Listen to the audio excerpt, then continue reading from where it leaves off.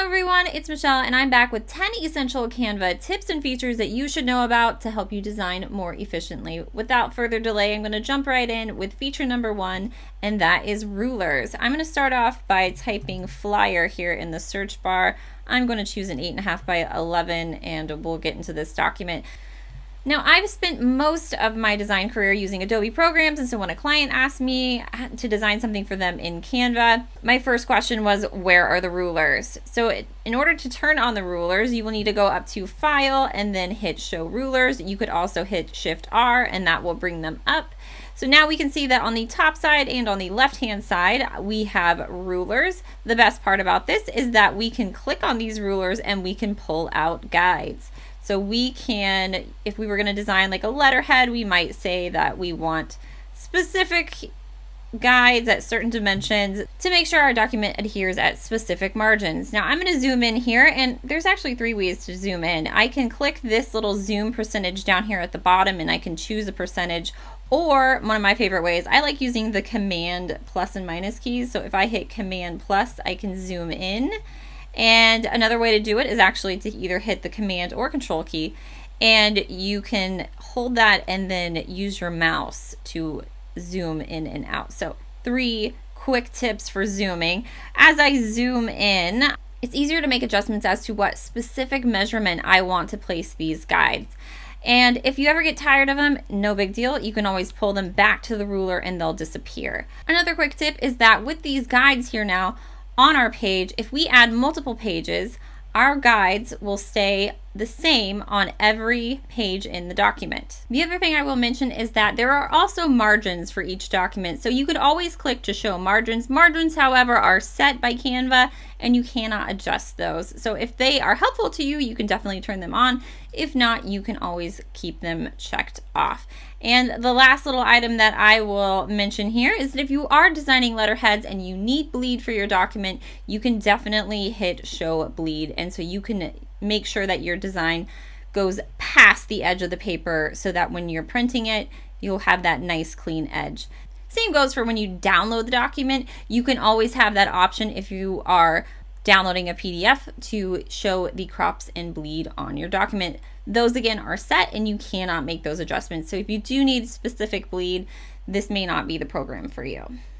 Moving on, I want to talk about our next feature, which is locking items. Sometimes our designs get messy and it's hard to navigate through all the color that we have on our canvas. Locking items can help you keep things in place for those elements that you don't want to move. So for example, I've got a little Instagram promo image here and I've got a lot of different elements on there. Now, if I was continuing to add items to this canvas, I might not want this to move. And so it can be hard sometimes when you've got multiple items stacked on top of each other and you're trying to make sure that you don't move things around. You can simply click an element and you can hit this lock button up here. And so that no matter what I do, I cannot move this image. And then of course, if I decide that I want to move it around, clicking the image and simply hitting the unlock button will unlock it so that we can continue to edit. All right, tip number 3.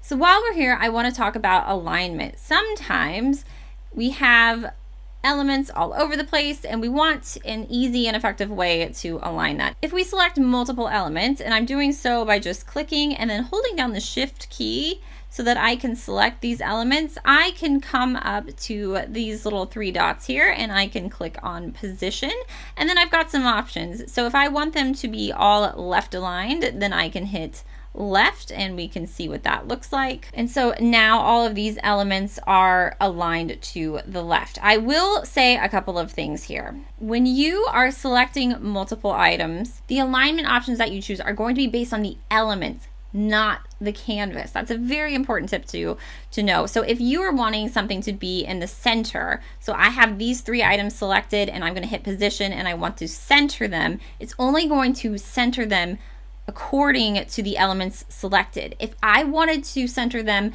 based on the canvas, I need to select them individually. When you select something individually and then you hit position center, then it will move it to the actual center of the canvas. So quick tip there if you ever get frustrated and thinking, oh, I hit center and it really wasn't. All right, tip number 4, let's talk about duplication. Duplicating things is super easy. If I click on an element, I can hit the Command and D buttons on my Mac, and that will make a duplicate of the object. So whatever I select, whether it's this photo and I hit Command D, it's going to make a duplicate of that image. Another quick tip about duplication, if I was going to make several images into this one document, I can easily hit the duplicate button up top here and I can duplicate the canvas. I also want to show you that there's a tray at the bottom. So if I pop open this tray, now I can see that instead of scrolling, I can see all the pages in the document here at the bottom. By clicking a page down here and also hitting Command D, I can duplicate that way as well, and then you can also rearrange items just by clicking and dragging them if that's helpful. All right, tip number 5, lines. Lines used to not be so easy to make in Canva, but now all you literally have to do is hit the L button and a line will pop up. So whether you are wanting to add design elements, just hit the L button and now you can choose line weight, you can adjust that, you can adjust line color, and the style of the line. You also have the ability to adjust the starting and end points. So if you want to add a fun feature like a little dot on each end, you can do that as well. All right, tip number 6, let's talk about frames. Sometimes you want to put a photo inside of a shape and you can't do it with an ordinary shape, so you have to find a frame. I'm going to delete this photo here and then I'm going to go over to the Elements tab on the left hand side and I'm going to type in frames. And then I get a whole bunch of different shapes and options for the frame. So let's just choose this shape right here. I'm going to pull it to my canvas and now I have the ability to insert another photo in there. Let's go over to the Photos tab. I'm going to click on design and then let's just use this photo over here. So if I click and drag on top of the shape, it will automatically put it inside that frame. I can double click and then I have the ability to adjust the photo where I think it needs to go. Super helpful if you're looking for a way to mask different photos. Tip number 7, let's talk about SVG files. I use these quite a bit. This is actually an SVG file, and all that means an SVG is a scalable vector graphic. That means that no matter how big or small it is, it's always going to stay sharp. Benefits of an SVG file is you can change the color, and it gives you the opportunity to customize with different elements if you can't find one inside of Canva that you like. For example, I've even loaded my own logos in as SVG files. If I come over to the logo tab, I can pull in Michelle the Creator. And if I wanted this logo to be any color that I wanted to, I could come down and choose to do that. And then no matter how big or small I make it, it will not pixelate. If you're a design pro and you use other programs like Adobe Illustrator, you could make your own SVG graphics and pull them into Canva. And additionally, if you're just looking for some extra icons and graphics, the Noun Project is actually a great website to check out where you can get free SVG files for just about anything. Just another helpful tip to help you in your creation process. Tip number 8. Let's talk about QR codes. So you now have the ability to add a QR code right inside of Canva.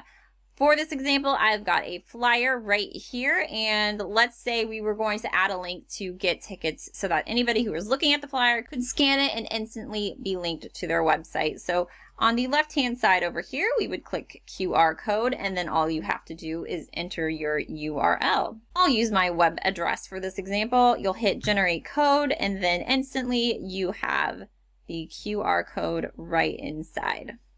Tip number 9 is a new feature, and it is the ability to upload an existing PDF document and edit. To upload a PDF, all I need to do is click the Create a Design button, and then you can see this Import PDF Beta option right here. I'm going to click this and choose a file.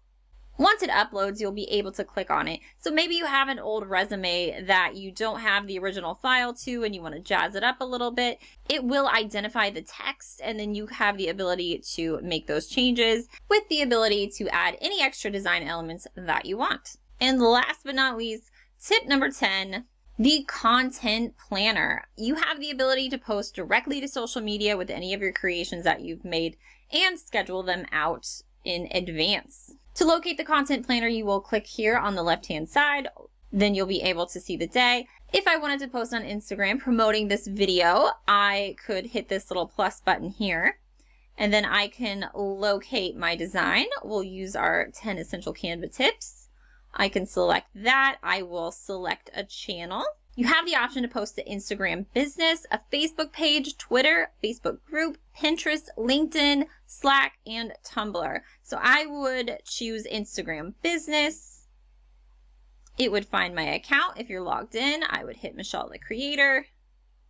And then I could write my caption and schedule my post. You also have the ability to change the date and time, or you could just save it as a draft and come back to it later.